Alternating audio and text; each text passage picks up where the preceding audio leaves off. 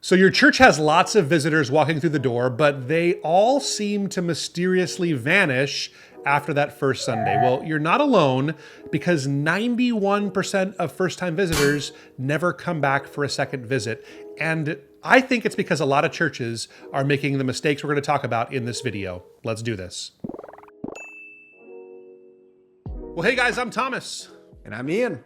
And today we're talking about why your visitors at your church never come back. Never is a little bit of a strong word, I think, probably, but Often don't come.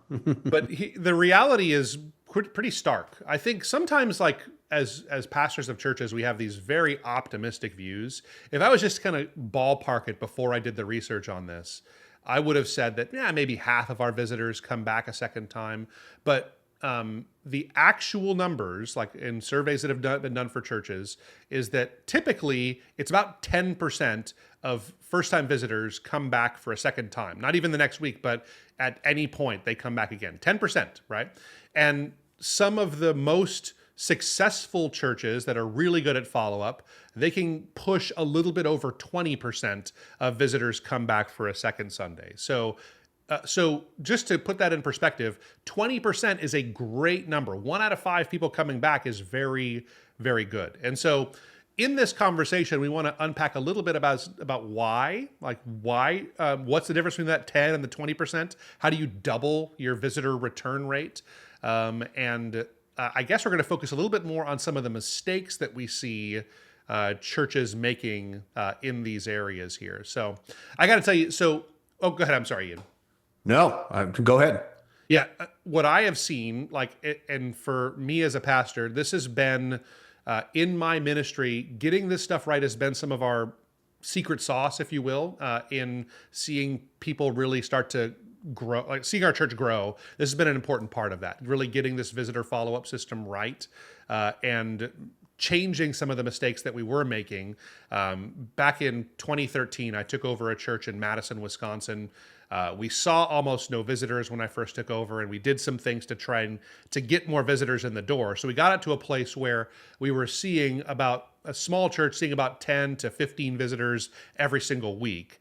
But what we really did is we really focused on that visitor follow-up process, from connect cards to follow-up sequences to having a starting point class where people would come in and get connected with the leaders of the church. And we saw our retention rate push up a little bit above that 20% when we actually measured it. And just want to share some of our knowledge and some of the things we picked up about this over the years. And I think it should be a good conversation.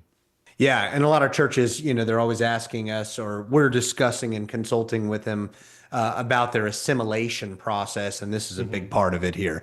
Yeah. So this is good. So we have this titled "The Top 8 Church Follow-Up Mistakes." So first one would be waiting too long to reach out to them after the service. So when is the good time to do that? How do you follow? Is it 1 hour? Is it the next day? What is it? Yeah. Yeah.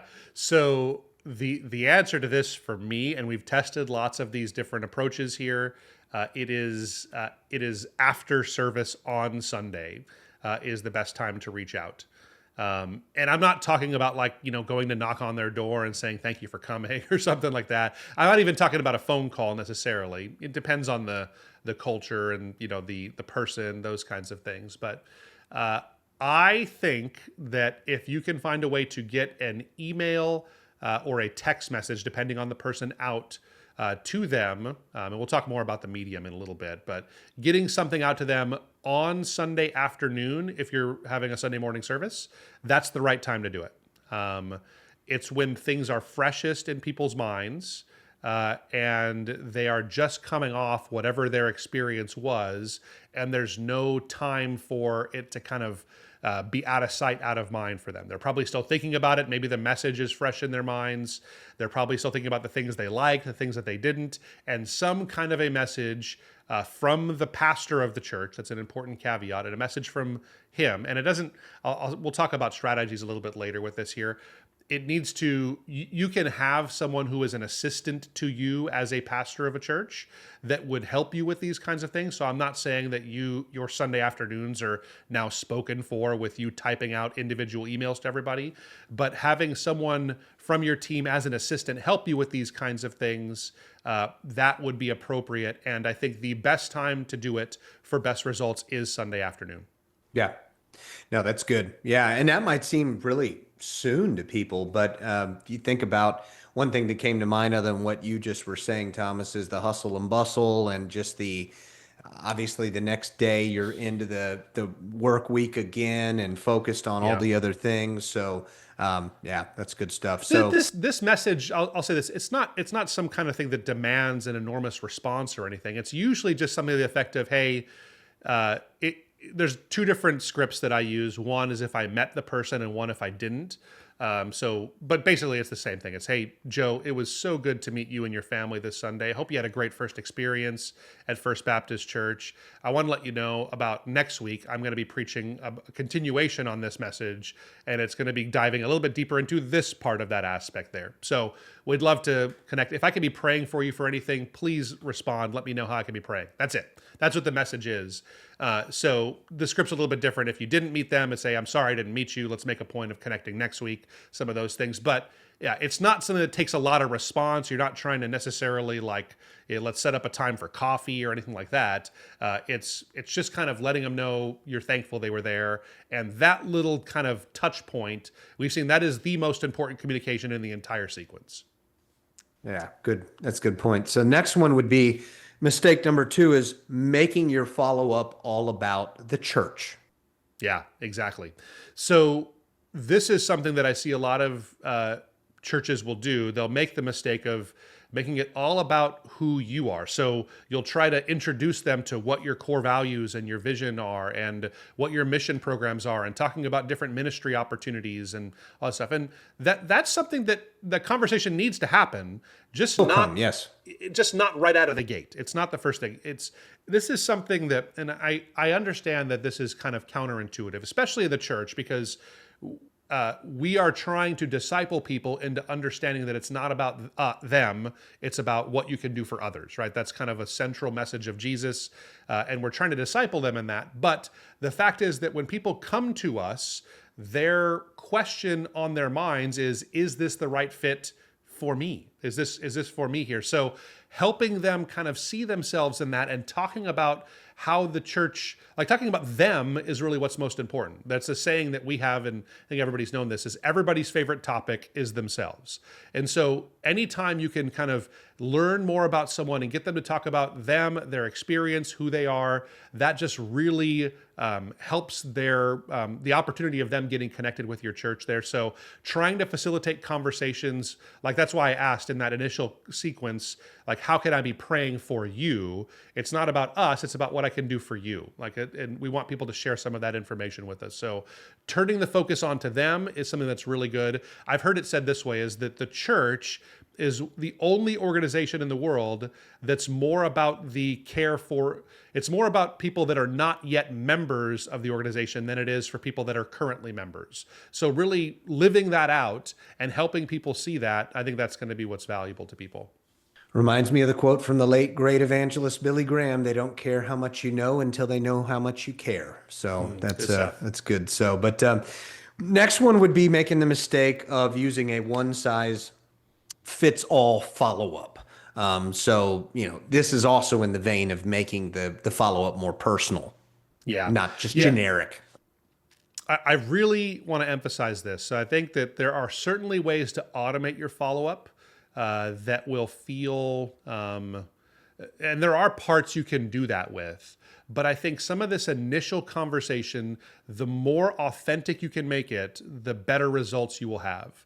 And the best way to make it authentic is to tailor it to the person that you're writing to. So I am a firm believer, as long as your church is of the size that you can handle this, of finding ways to personalize it is really important. So we talked before, the medium at our church, we change it based on the person. If we have an 82-year-old first-time visitor, we probably aren't going to start off with a text message to them in most cases, because oftentimes not as likely to be using text. But I don't know, maybe we have some 80-year-olds in our audience that are going to tell us they love texting. So let me know down in the comments if that's you. But that's just our experience. We found that they, oftentimes people that are from the silent generation, or the greatest generation, I should say, that they often would prefer to receive a phone call. And so we have some situations where we do that.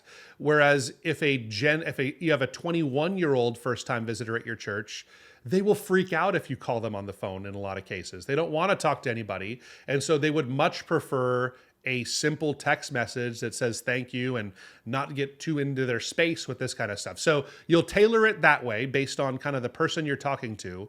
And then I usually try to tailor it based on the ministry that they got involved with on that first Sunday, specifically with kids ministry, right? So if someone signed in kids on Sunday morning, you're probably going to have that information, and you want to make sure that you have that and talk about, hey, I hope you and your kids had a really good experience. I know in the kids ministry, they were talking about Noah's Ark and some of the sign of the rainbow and what that means. I wanted to see, I hope they had a good experience. So tailoring your messaging for them specifically, I think will get you better results with the follow-up process. That's good. That's good. So the next one would be forgetting to contact visitors in multiple ways. So this kind of lends itself to what channels should the church be using? So to follow. Okay. Yeah.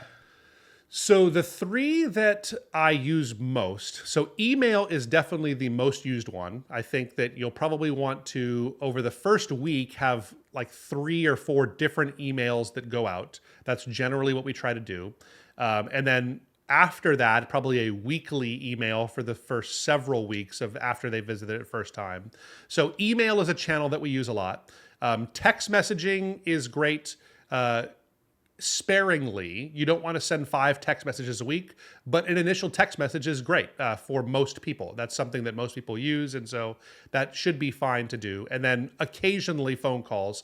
If you can get this information, we really love to actually use this fourth medium that I think is probably the it was something that really was great for us, is actually sending people something in the mail. Especially what we did is for people, like we would write them a handwritten card if adults came for the first time, a handwritten card, we'd write it out to them, just thanking them for coming. We would usually include a gift in that card just as a way to be a blessing to them and just kind of be generous right out of the gate and be good hosts. What I really love doing is for families that come and their kids come, giving each kid their own handwritten card. And in that, we would put like stickers and some of those kinds of things in the card.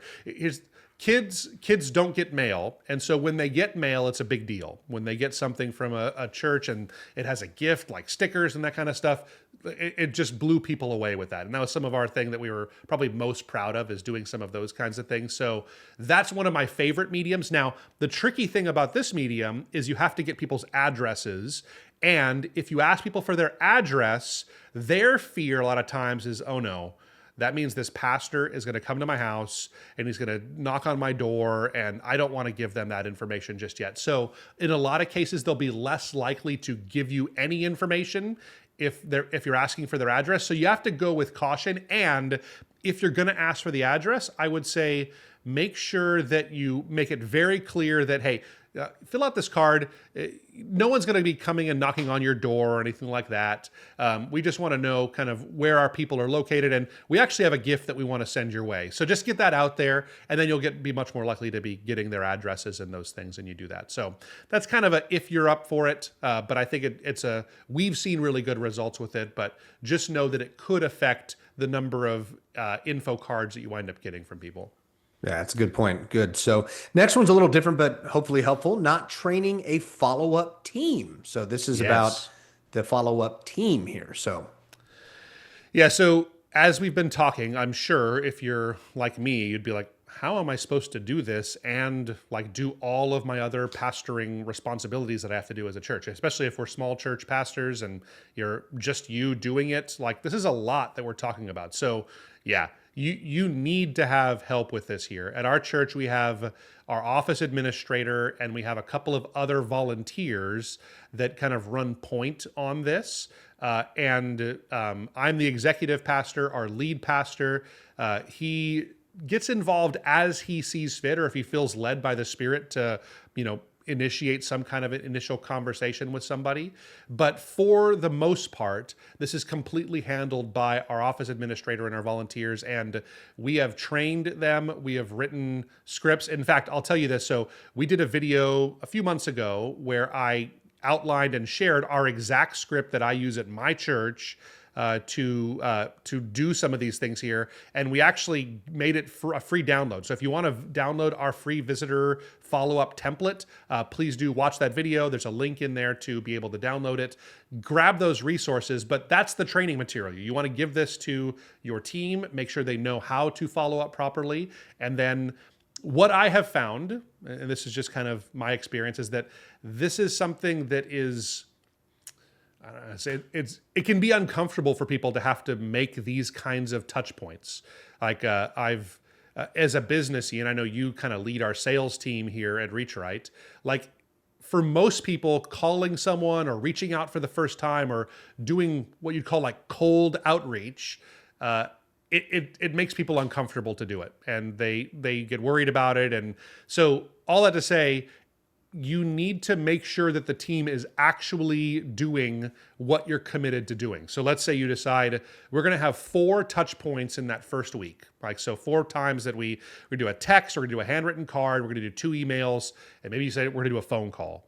Like, you actually have to look and make sure that those are being done, because I just know from experience, in multiple churches and working with hundreds of other churches, that these balls get dropped all the time. So I'm not saying that you have to micromanage it necessarily, but you need to build a team, and then you need to actually like kind of do spot checks every once in a while to make sure, hey, are we sending out these cards like we said we're going to do? Are we doing that third email? Like, is it going that right? So just kind of be consistent with following up, ask the right questions. I'm not talking about every day thinking about it, but once a month, just kind of do a check and make sure things are happening as you've committed to doing it after you've trained everybody on how to do it. That's good. And that's actually a good segue to this next one, is treating the follow-up like a task and it not being relational. So again, especially if a team's doing it, you want to make sure they know relationship first, whoever's doing it. But we've mentioned that already, that this should be relational, not all about your church. So This is a good one, I think. So it's tough. Yeah, I won't say much about this, but yeah, this is a task, but it's also relational. Like, you have to do it, like, because there's going to be times where you don't feel like doing this, right? Like it's sending out those messages, whether it's you as the pastor or a volunteer team that's doing it. Like, there'll be times on Sunday afternoon where you're like, I don't want to go and send out 7, text messages or emails to follow up with people. I don't want to do this. It is a task. And there's something, like, I feel that way about everything. There's times, I'll be honest, like there's times I don't feel like preparing a sermon. It's a task. I love doing it. And most of the time I really feel like it's inspiring and life-giving, but these are tasks, and you have to, prayerfully consider how to do it. But then, just remember that these are not just buttons that you hit send on and check them as check marks. They're actual people with actual souls that actually have eternity at stake with some of these conversations that are happening here. And remembering that and making it relational is something that's really important. yeah, and this next one we kind of touched on with the not making it all about your church. This is a little different though, so it's still a good one. Overwhelming guests with too much too soon. Yeah. So dumping everything on them, right? So yeah. So I think you really need to slow roll this a little bit, and remember, like we've been saying all this time, is that it's about relationship first and then inviting them into the life of the church. So no one is going to, if someone doesn't have any relationship with you as the pastor or people in your church, the odds of them becoming fully committed members of your church before that are negligible. So your first task is to build relationship. And once you've built relationship, then you invite people into the life of the church. So do not have giving calls to action on your follow-up messages. Probably don't even have, in your first couple of messages, I don't necessarily include like the new members class information on there yet. several messages in, like after you've built some relationship and like they've seen how much you've cared, then it's time to start to invite people to those things. But yeah, absolutely, kind of slow roll some of the next steps on them. I'm not saying don't get to them. We're all about call to action here, but start with a relationship. That's the first thing.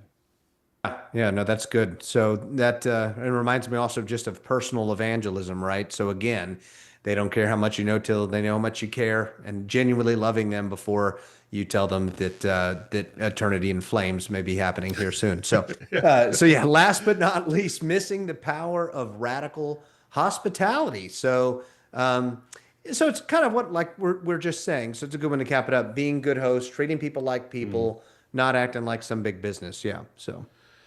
Yeah, I think that's important. I think that we've really made a push for this. I read a book, and I'm encouraging my entire like greeting team and people at church to read. It's called Unreasonable Hospitality. Really great. It's about a kind of front of the house lead at a Michelin star restaurant in New York City, and his kind of story about how the experience that people in his restaurant got were just as important as the food that they were serving in this place. Really good book. I highly recommend it. But I think it really shaped the way I'm thinking about the way we are hospitable to people in our churches. And this is something that we cannot, you cannot just diminish. So I'm going to focus more on like the actual Sunday experience with this, but there's a place for hospitality all throughout this visitor follow-up process, but it starts right there on Sunday. And I think that one of the most important things to do is to give people a gift. That's something that you really need to do, and then not single them out, not point people out and make them stick out like sore thumbs, but really think about a gift. And I'm really stretching myself here right now and thinking about how we can be ultra generous with people. Here's what we're doing now. We just made this pivot as a church,